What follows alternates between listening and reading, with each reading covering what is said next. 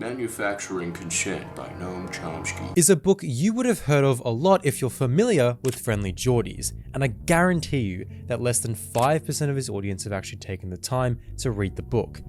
I mean, it's 500 pages long, I can't blame them. Only in that book is the answer to what Jordan really is, a flak machine.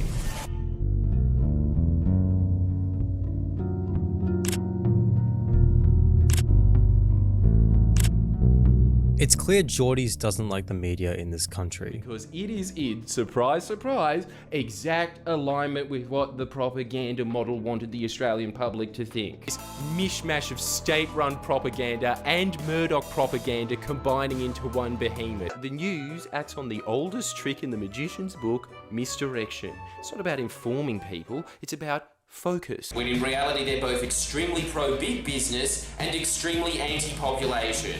They are both corporate propaganda. You can't really blame him either. He very succinctly argues in many of his videos Chomsky and Herman's view of the media.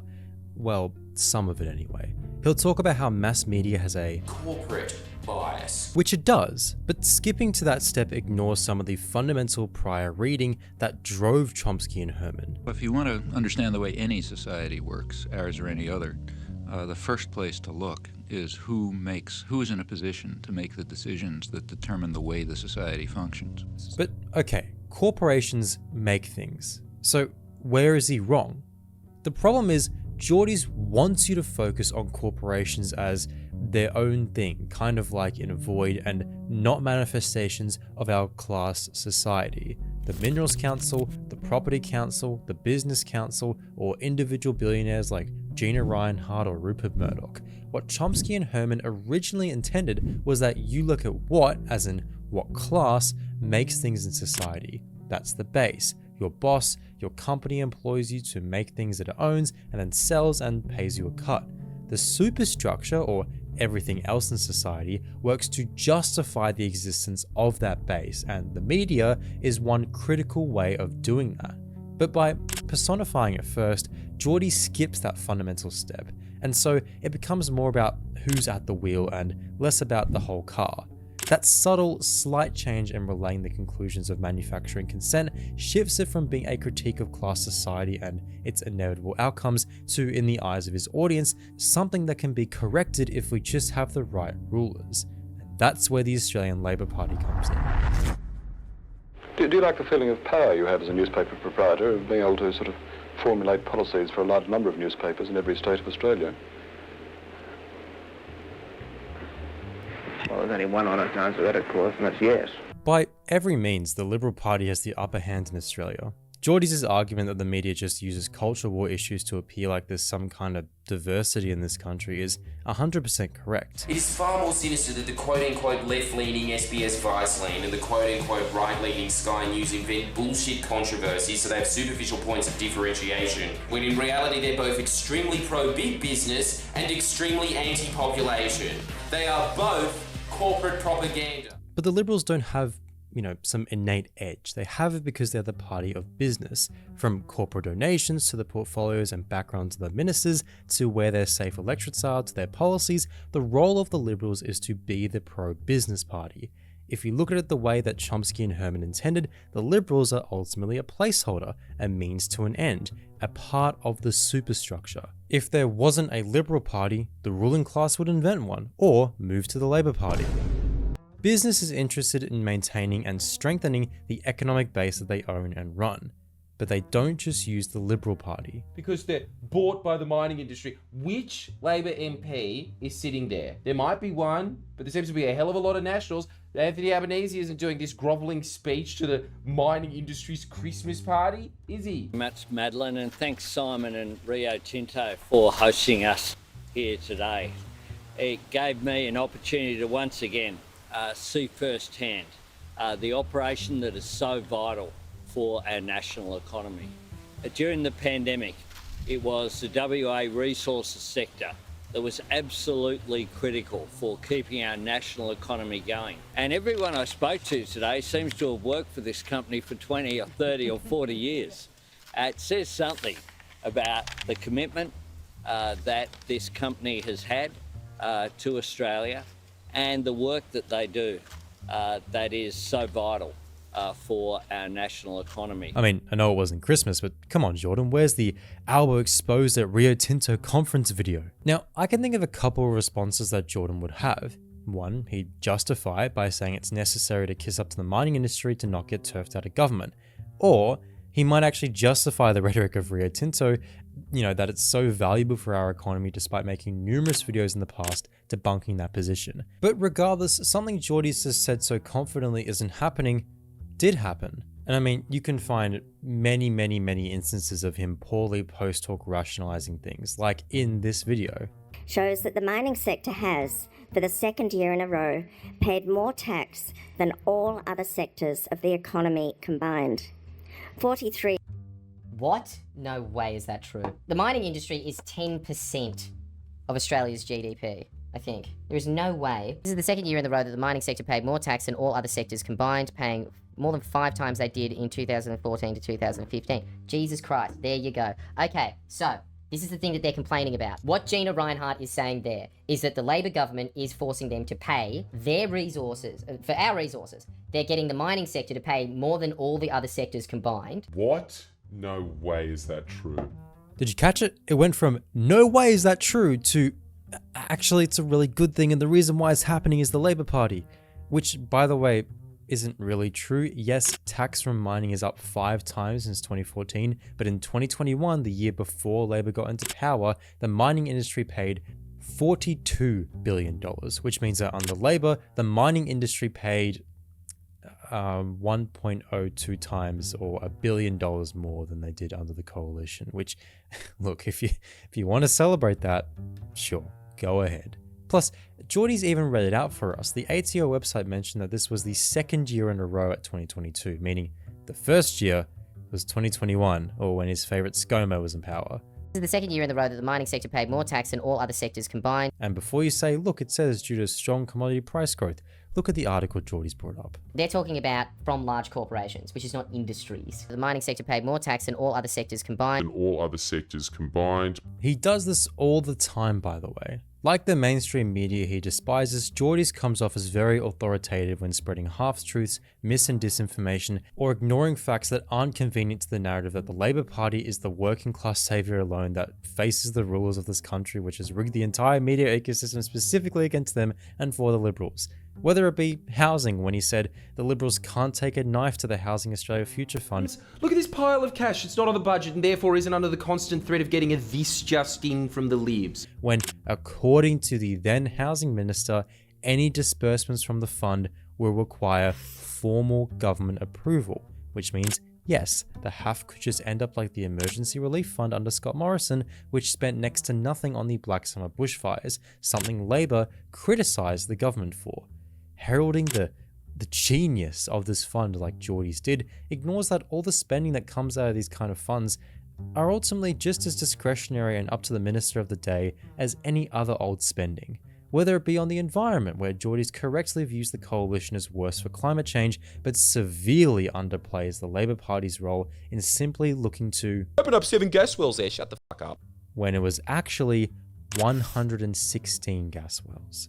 Now, you can correct me if I'm wrong, but I don't think jordies has covered Environment Minister Tanya Plibersek approving another 151 new gas wells a few months ago, this time for his old mate Gina. Yes, the coalition is worse, and I could go through it all day just how many times jordies bends the truth to suit a narrative, but again, focusing on individual actors, political parties, characters in a story as opposed to class analysis, looking at who makes things and who makes the rules in society is why he appears so inconsistent. So then, what is Labor's role in ensuring the ruling class remains intact and the top remains in power, and what is jordies' position in that? The crux of that being that since the very beginning of Federation, both the business elite and the political elite have realised that the biggest threat to their power structure, of course, has and always will be organised labour. Australia in the 1970s had a problem. Workers and big business were at their wits' end with each other. Strikes were through the roof. The rate of profit in Australia was in a free fall. Now, jordies loves to bring up over and over how the CIA allegedly ousted Whitlam from office, which, yeah, he crossed some boundaries they weren't happy with, to say the least. But Jordies has never talked about how Bob Hawke, the future Prime Minister, was necessary to the recovery. While the Americans and the Australian ruling class successfully turfed Whitlam in favour of the Liberal Malcolm Fraser, as I said, Fraser wasn't able to control what made Whitlam so ambitious to begin with: working people and their unions. So through Bob Hawke, who was the leader of the Australian Council of Trade Unions at the time, the CIA engaged in what they called a little here, little there de-radicalizing approach. To quote US Ambassador Marshall Green, "It will be worth our while to try and make a real effort to develop a worthwhile program for Bob Hawke." Fraser couldn't get it done with the hammer, but Hawke could get it done by coaching the unions into agreement and sometimes coercing them into submission. He even informed on his own unions in the ACTU when they took strike action against US companies. To the CIA and our ruling class here in Australia, Hawke was their experienced chameleon. Hawke then bid to become the leader of the Labour Party and proposed what he had been planning with his mates in the CIA since 1974, an alliance between the government, business and unions, otherwise known as the Prices and Incomes Accord. The unions would agree not to strike. In return, they get things like Medicare and real wage growth. But as Keating said, increasing the profit share was the name of the game, and this was prioritised. So while yes, Australia got things like Medicare, arguably things they already won a decade earlier under Whitlam, real wages fell, inflation wasn't kept under control, and importantly, unions that were unhappy with the arrangements were violently stamped out.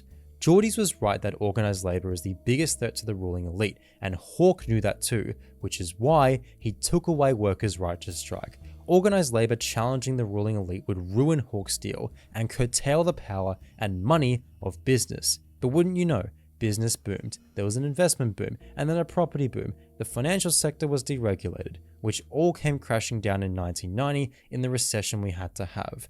Now, union membership had already been falling by this point, but the Accord taking away a fundamental right and way in which unions organise, and Hawke crushing any opposition, at best did nothing to reverse that decline, and at worst, outright fueled it. As put by Elizabeth Humphreys, the Accord could only be constructed because of the centrality and strength of the Australian trade unions in social and political life, but neoliberalism, as implemented through the social contract, contributed to their hollowing out and the retreat of the social forces involved. The Accord disorganised the working class and the labour movement to the point where unions have manifestly been unable to reorganise.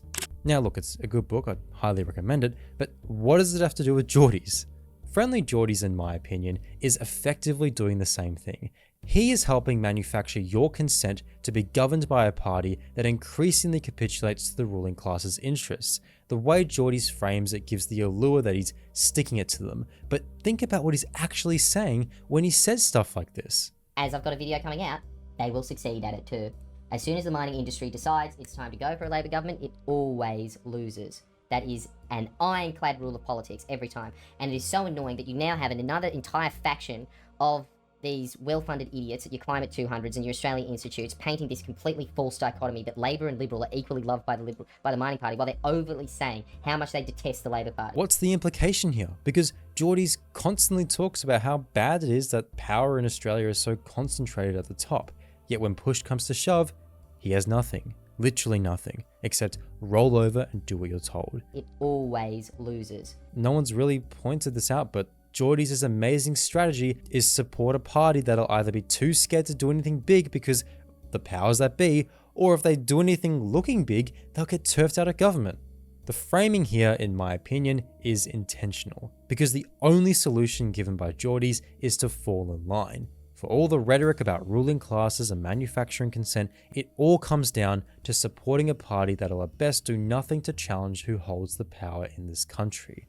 Now, I think I should emphasize that this doesn't mean that Labor can't win sometimes, that it hasn't done commendable things while in office, but it means that, at best, Labor is delaying the inevitable, keeping those who run in society in their cushy positions, who, according to Jordies, just love the Liberals, won't get to the root of the problem: class.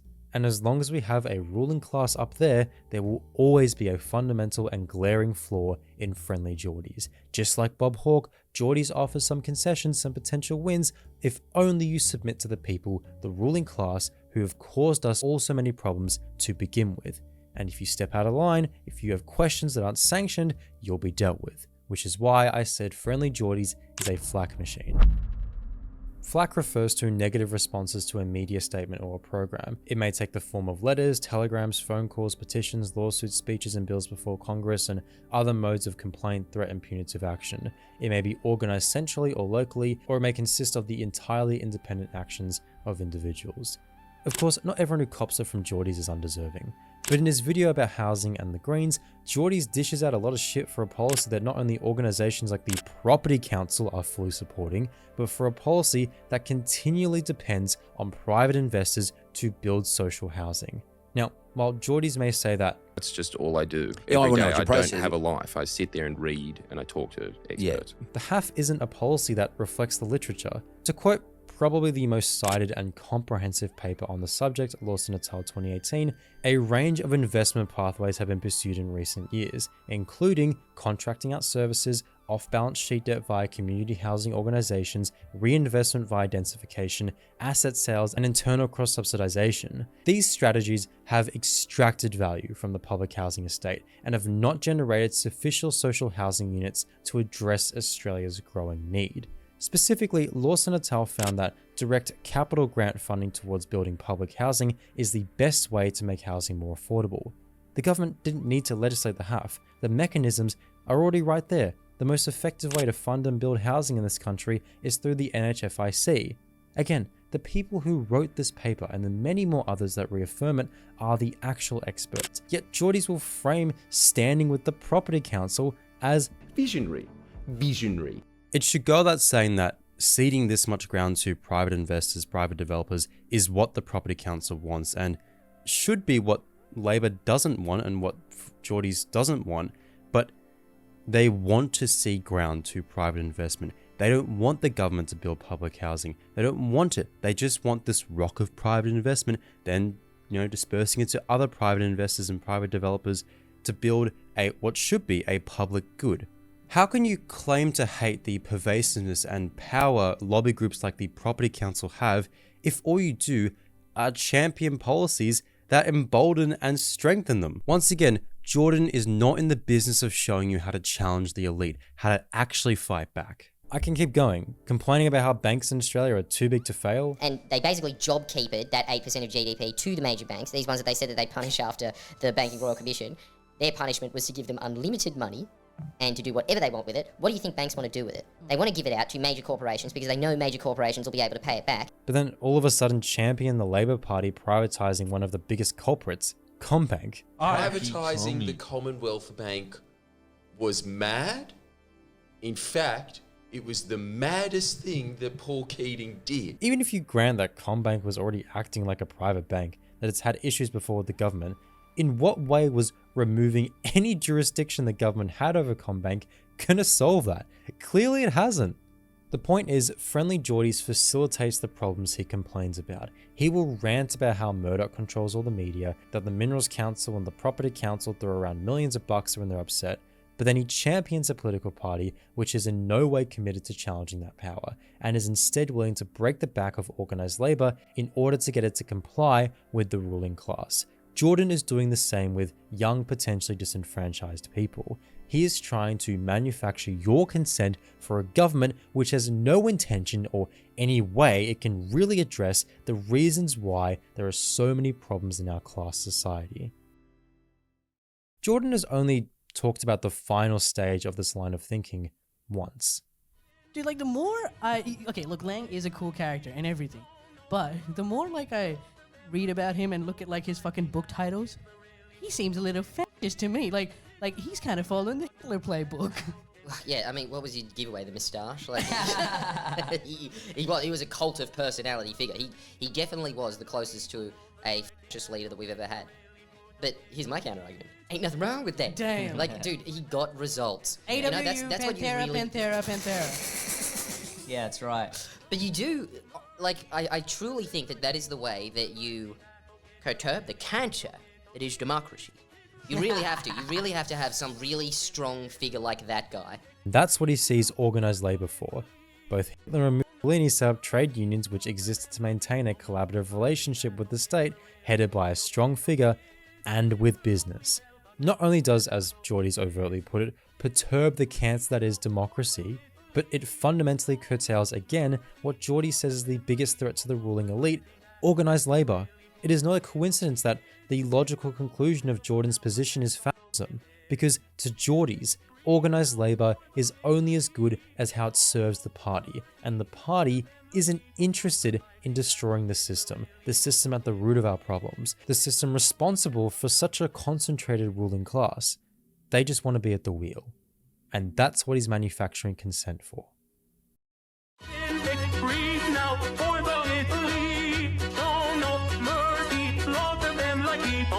Fighting advocate, we're really good, okay.